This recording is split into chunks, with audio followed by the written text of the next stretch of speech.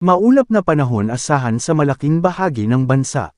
Dahil sa easterlies, inaasahan na magiging halos maulap hanggang sa maulap na panahon sa malaking bahagi ng Southern Luzon, Visayas, and Mindanao. Bahagyang maulap hanggang sa maulap na panahon ang inaasahan sa natitirang bahagi ng bansa. Ang easterlies ay nakakaapekto sa malaking bahagi ng bansa.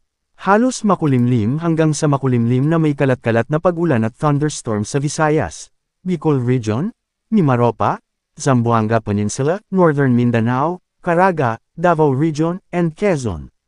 Maayos na panahon ang inaasahan sa natitirang bahagi ng bansa ngunit may mga pagkakataon pere ng biglaang pag-ulan dulot ng localized thunderstorm.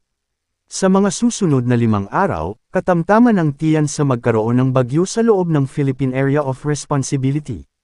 Tropical Cyclone Formation Update. Ang low pressure area, LPA-08E, namataan sa layong 1,520 km.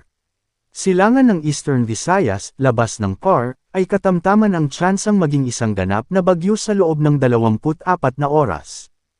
Mga dapat malaman. Low pressure area, 08E, Invest 90W.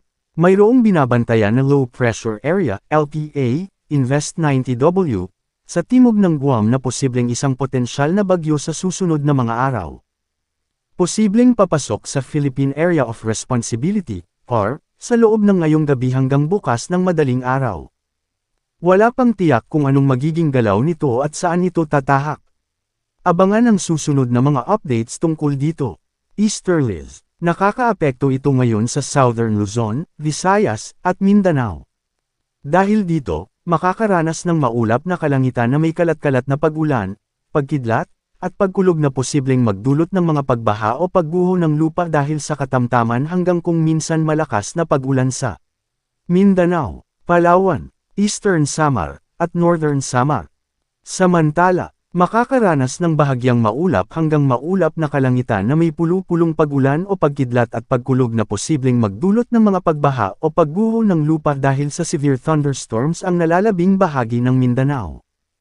Localized thunderstorms. Ang Metro Manila at nalalabing bahagi ng Luzon ay makakaranas ng bahagyang maulap hanggang maulap na kalangitan na may pulu-pulong pag-ulan o pagkidlat at pagkulog na posibleng magdulot ng mga pagbaha o pagguho ng lupa dahil sa severe thunderstorms. Paalala, posibleng magbago pa ang forecast.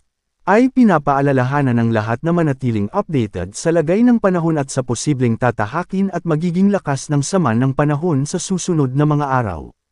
Manatiling nakatutok sa Weather Balita para sa bago pang updates, don't forget to subscribe.